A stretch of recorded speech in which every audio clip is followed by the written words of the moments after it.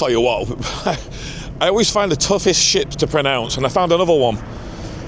This one is part of the Spliethoff Group. See, I can say that all right, but I can't say the name of the ship. But I'll try and practice this before I get to the next lock. But I'll try and pronounce it correctly. From the Netherlands, it's one of those big heavy lift ships. And here she is.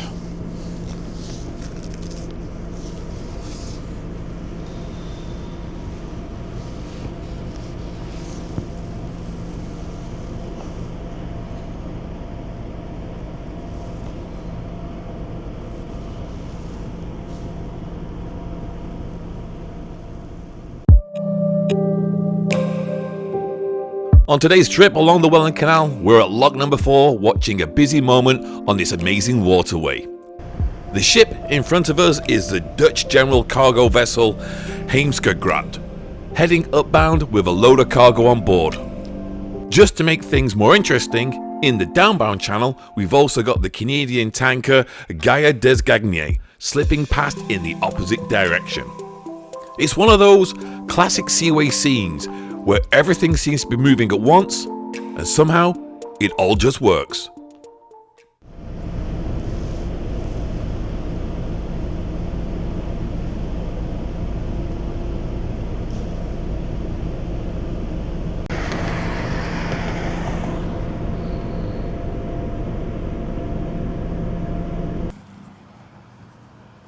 I'm just walking up the hill here so we can get a good look at the bow for the first time.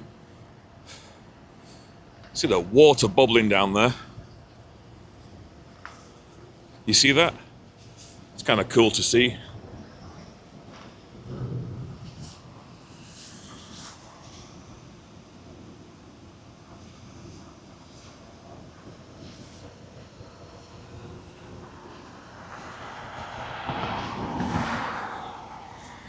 Now I get to try and pronounce the name. Now I can see it again.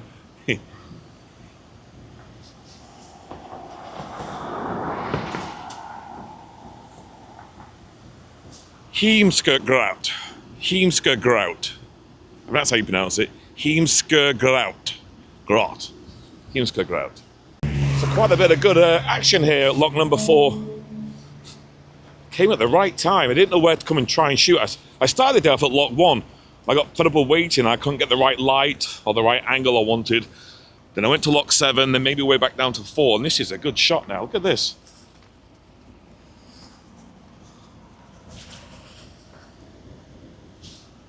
Oh, I like that. Can I get it further over?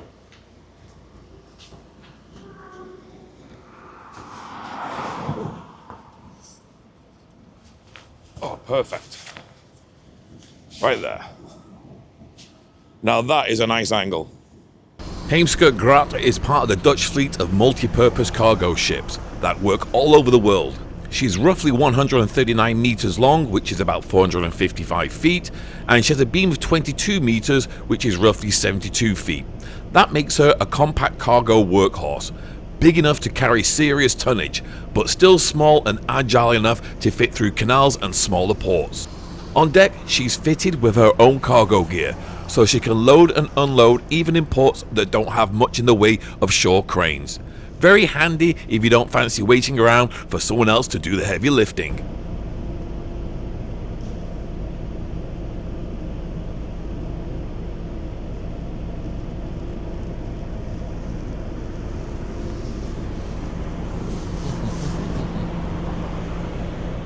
Alright, we're nearly at the full level.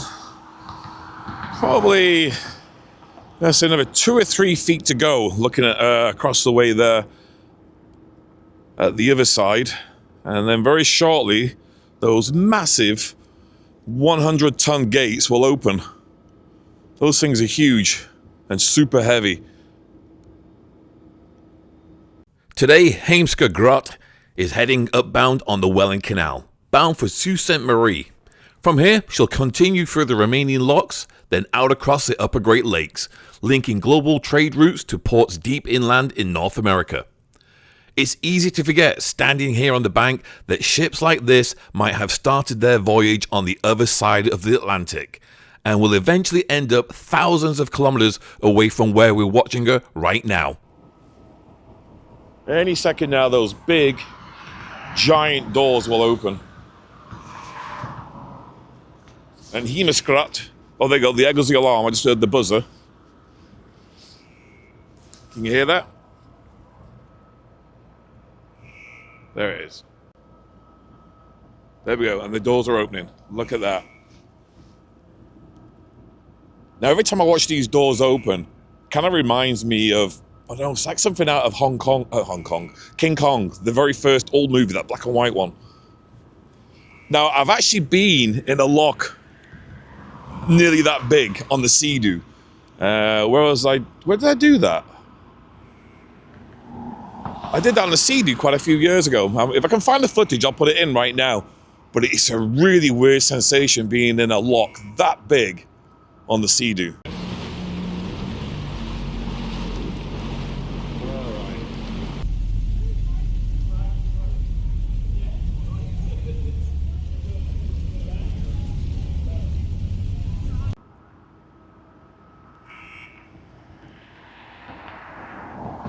And there you have it. The lock door, the lock gates are now open. Those giant, humongous gates. And MV.HEEMSKERKGRACHT will now make its way into there. And what I'm going to do, I'm going to make my way up a bit further, and I'll probably catch this coming out of Lock 7 in about an hour's time. And we'll get a really nice close-up as we walk down the path with it.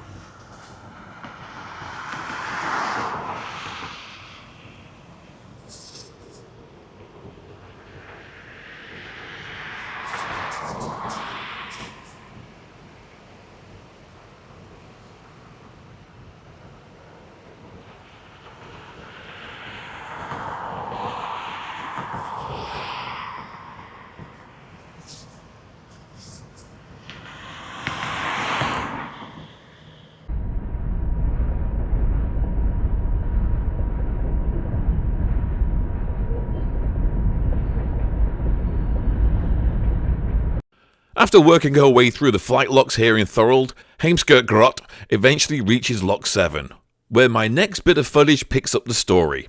By this point, she's already climbed a long way from Lake Ontario, step by step, through the staircase of locks that lifts her up towards Lake Erie. The Welland Canal replaces the old Niagara Falls route for ships, because as impressive as it would be, sending freighters over the falls is generally frowned upon, especially by insurance companies.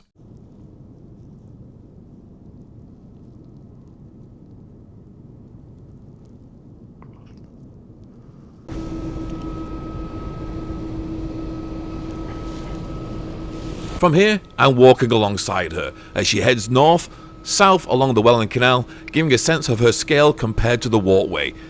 At 139 meters, or 455 feet, she just keeps going and going and going. It's like walking past a moving apartment, only this one doesn't complain about the neighbours. Alright guys, happy sailing.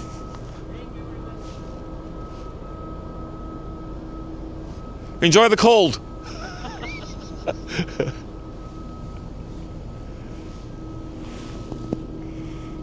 Alright, so there we have it. Dutch carrier Heemskerkgrot. Forgot how to pronounce it then. Heemskerkgraccht.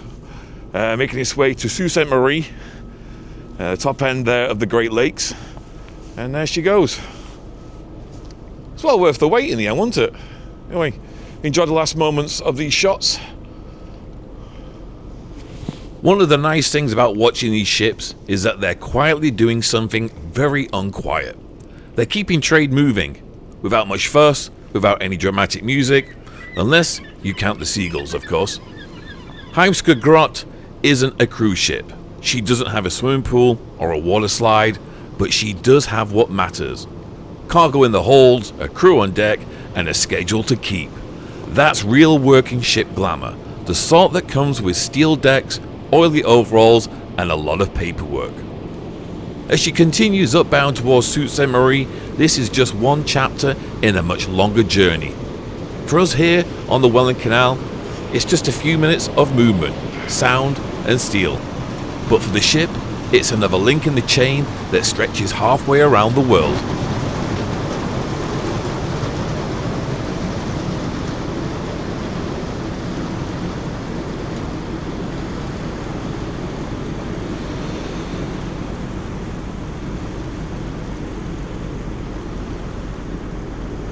Alright folks, that is it from the Welland Canal for this particular video. Until the next time, stay safe, see you all very soon.